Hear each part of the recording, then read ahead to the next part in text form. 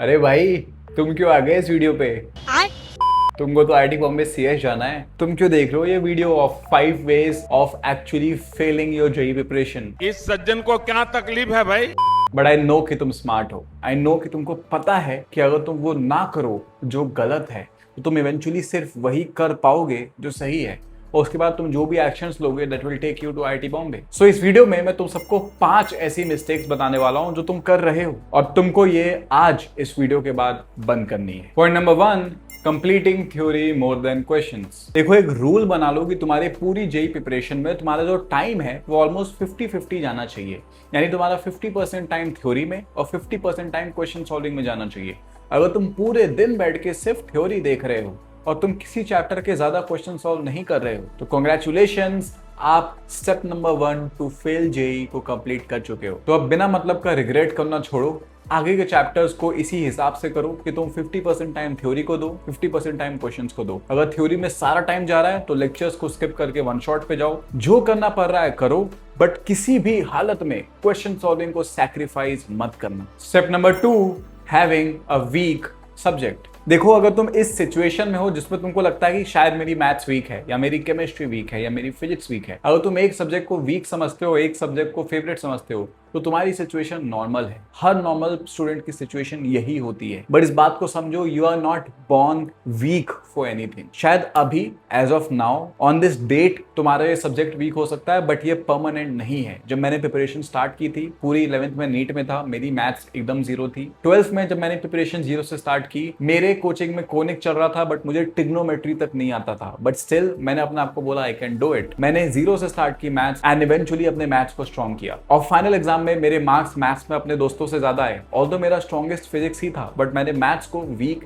नहीं रहने दिया। तो अगर तुमको लगता है कि तुम किसी एक चीज में वीक हो, सिस्टम बनाओ, सॉल्यूशन बनाओ उस चीज को स्ट्रॉन्ग करने का। अगर जेईई सोसाइटी मेंटरशिप में हो, मेंटर के साथ बात करो, समझो कौन सा पर्टिकुलर सब्जेक्ट वीक है, कैसे स्ट्रॉन्ग बनाना उसको स्ट्रॉन्ग बनाओ, बट वीक सब्जेक्ट नहीं चलेगा। Point number 3, revising the wrong way. तुम में से सारे लोग ये गलती करते हो, या तो रिवाइज करते ही नहीं हो पुराने सिलेबस को, या फिर उसको गलत तरीके से करते हो, वन शॉट देखते रहते हो या कुछ भी रैंडम चीजें करते रहते हो। Never do it. जो भी चैप्टर अभी कर रहे हो, बेस्ट नोट्स बनाओ उसके, और नोट्स को ही फिर रिवाइज करो। अगर तुम नोट्स के अलावा कुछ और रिवाइज कर रहे हो तुम गलत कर रहे हो, क्योंकि नोट्स में क्वेश्चंस भी होते हैं और थ्योरी से ज्यादा क्वेश्चन रिवाइज करना ज्यादा इंपॉर्टेंट है। तो तुम कभी भी किसी चैप्टर को खत्म करो, नोट्स बहुत अच्छे बनाओ, क्वेश्चंस बहुत अच्छे लिखो। अगर टाइम जा रहा है 5 घंटे एक्स्ट्रा, जान दो, it's an investment which you are doing in the future, remember. और जब तुम रिवाइज करो तो नोट्स के थ्रू रिवाइज करो। कभी भी किसी की नोट्स खरीदो मत। शॉर्ट नोट्स के थ्रू रिवीजन नहीं होता है, वो एग्जाम के जस्ट पहले होता है। खुद अच्छे नोट्स बनाओ और उनको ढंग से रिवाइज करो। स्टेप नंबर 4,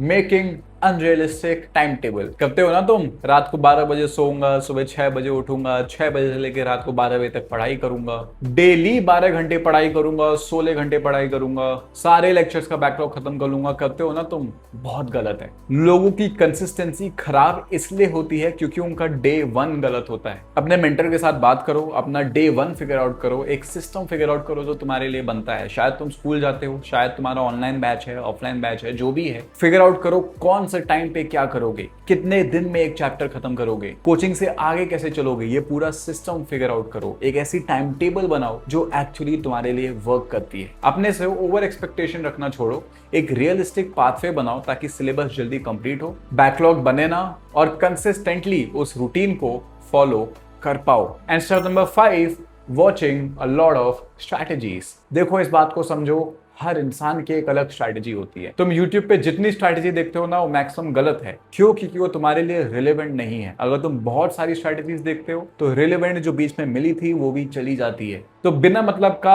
आलतू फालतू स्ट्रैटेजी देखना छोड़ो। एक मेंटर जिसके साथ तुम रिलेट करते हो, सिर्फ उसको रेगुलरली फॉलो करो और ईच एंड एवरी पॉइंट को ढंग से सुनो। अगर तुम जेईई सोसाइटी के साथ ढंग से रिलेट कर पाते हो, you can watch my videos. If not, you can choose another mentor. But एक बार एक मेंटर फिक्स हो जाए, don't change it, don't watch a lot of strategy. सबका जेईई क्रैक करने का तरीका अलग है और ये सारे तुम्हारे लिए नहीं बने हैं। सिर्फ एक मेंटर होगा जिसके साथ तुम रिलेट कर पाओगे, जिसकी बात समझ में आएगी, जिसकी बात अप्लाई करने में मजा आएगा, उसी को फॉलो करो और पूरे जेईई जर्नी में सिर्फ उस एक स्ट्रैटेजी के ऊपर अपना सिलेबस कंप्लीट करो। और अगर तुम वही बहुत सारी स्ट्रैटेजी देखते रह गए, इस वीडियो के बाद किसी दूसरे चैनल के दूसरे वीडियो को देखने चले गए, तो कॉन्ग्रेचुलेशंस, तुम अपने 5वें स्टेप को भी ले चुके हो टुवर्ड्स फेलियर। चलो now let's make it simple. Comment में बताओ कि कौन कौन सी गलतियां तुम कर रहे हो, कौन से एग्जैक्ट स्टेप्स हैं जो तुम अभी ले रहे हो टुवर्ड्स फेलियर, और आज से उन सबको चेंज करो। अगर किसी भी स्टेप के ऊपर डिटेल्ड वीडियो चाहिए, किसी के ऊपर डाउट है तो कमेंट में डाल दो, I will help you with that. और तुम्हारे कोई दोस्त कोई गलतियां कर रहे हैं तो इस वीडियो को उनको भेज सकते हो,